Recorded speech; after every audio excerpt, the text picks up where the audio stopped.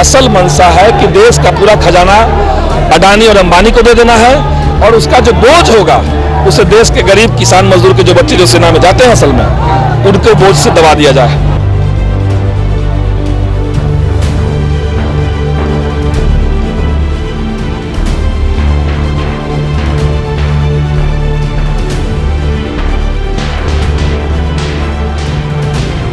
देखिए, युवाओं के साथ अब विधायक भी सड़कों पर हैं और अग्निपथ योजना का खुलकर विरोध कर रहे हैं। देखिए, आप देख सकते हैं कि किस तरीके से युवाओं का एक हुजूम जो है वो आपको दिखाई दे रहा होगा। और दूसरे तरफ देखें तो छावनी में तब्दील प्रशासन और जमकर नारेबाजी हो रही है। आप देख सकते हैं किस तरीके से विधायक जो है वो मौजूद हैं, इनसे बात करेंगे। संदीप जी, ये बताइए कि इतने हुजूम में सड़कों पर उतर गए हैं आप। हम लोग अग्निपथ स्कीम के खिलाफ आंदोलन कर रहे हैं। सड़क से लेकर सदन तक आज सब जगह आंदोलन चल रहा है। आज के आंदोलन की मांग है कि सरकार विधानसभा से प्रस्ताव पारित करे और जैसे कई राज्यों में हुआ है तो यहाँ से प्रस्ताव पारित हो। बीच का रास्ता इसमें नहीं है। नीतीश कुमार तय करे कि वो देश के युवाओं के साथ हैं कि सरकार के साथ हैं। मगर उतरे तो हैं, एक तरफ उधर नज़ारा देख लीजिए ना। हम लोग इस नज़ारे से डरते कब हैं? सदन के अंदर विधायकों की पिटाई हुई, कभी कोई डरा नहीं। आज भी चल रहा है आंदोलन। सड़कों पर लगातार लाठियां चल रही है, युवाओं को डराया जा रहा है, धमकाया जा रहा है, उनकी गिरफ्तारियां हो रही है। कोई डर नहीं रहा है। सब लोग आंदोलन में उतरे हुए हैं इतनी बरसात के बावजूद भी। तो डरने की बात नहीं है। देश को बचाना है, युवाओं के भविष्य को बचाना है और आंतरिक सुरक्षा जो देश के संकट में चला गया है इस योजना के चलते उसको पीछे ढकेलना है। देश के तमाम सेना प्रमुखों ने स्पष्ट किया है कि जो आप लोग 4 साल का राग अलाप रहे हैं तो according to the merit up to 25% को परमानेंट किया जाएगा। तो इसमें बाकी 75% लोग कहाँ जाएंगे? और ये कौन तय करेगा कि 25% में कौन रहेगा, 75 में कौन रहेगा? आर्मी में लोग घुसेंगे तो देश की सेवा में लगेंगे कि कंपटीशन में लगेंगे, आपस में पैर चप्पल दबाने में लोग लगेंगे एक दूसरे का? ये तो नहीं हो सकता है। और सेना के जो आर्मी के प्रमुख हैं वो कौन हैं, उनकी क्या जिम्मेदारी है? उनका ये काम थोड़ी है। सरकार अगर कोई कानून लेकर के आता है तो सेना के प्रमुख को इसमें क्यों लगाया गया है? ये भाजपा जो है वो सारे संवैधानिक संस्थानों पर कब्जा करना चाहती है और सेना को भी भगवाकरण करना चाहती है। आप लोग युवाओं को बरगला रहे हैं, आरोप तो सत्ता पक्ष के लोग लगा रहे हैं। देखिए, तो जवाब क्यों नहीं दे रहे हैं लोग? युवाओं को समझाने क्यों नहीं आ रहे? अगर हम युवाओं को बरगला रहे हैं तो भाजपा के लोग युवाओं को समझाने क्यों नहीं उनके गांव देहात में जा रहे हैं? क्यों सिर्फ मीडिया में बयान दे रहे हैं? गांव में जाके समझा के दिखा दीजिए आप कि कितना फायदेमंद है। 21 साल की नौकरी, 21 साल की उम्र में अगर आप किसी को ये करवा देंगे, 21 साल की नौकरी में रिटायर करवा देंगे तो उसका भविष्य क्या होगा? कहाँ जाएगा वो लड़का? तो असल में सरकार, अच्छा, उनके पास अवसर भी नहीं बचेंगे।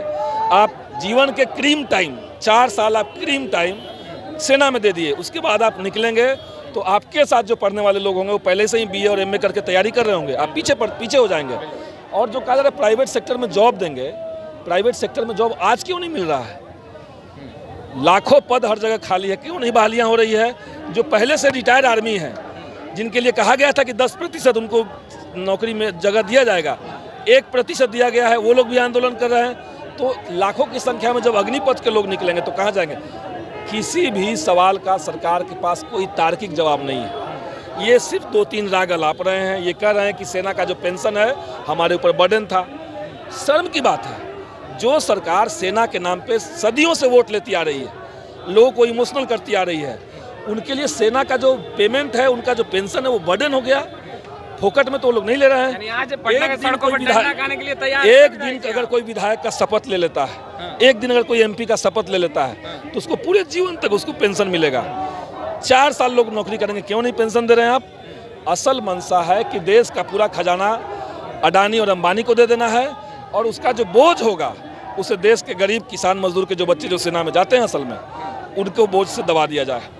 जितना भी लोग सेना की तैयारी करता है, जितना भी लोग करता है, एक सिंगल व्यक्ति का बयान नहीं होगा कि अग्निपथ अच्छा है। मीडिया में लोग बोल देंगे, BJP के लोग बोल देंगे, कुछ सेना प्रमुख बोल देंगे, लेकिन जेन्युइन जो आदमी है, जो कैंडिडेट होने वाला है, वो कभी नहीं कहेगा। नहीं तो डंडा खाने के लिए विधायक जी तैयार हैं? हम लोग तो तैयार हैं, हमसे क्या दिक्कत है? हम तो चाहते हैं कि डंडा हम पर चलवाइए।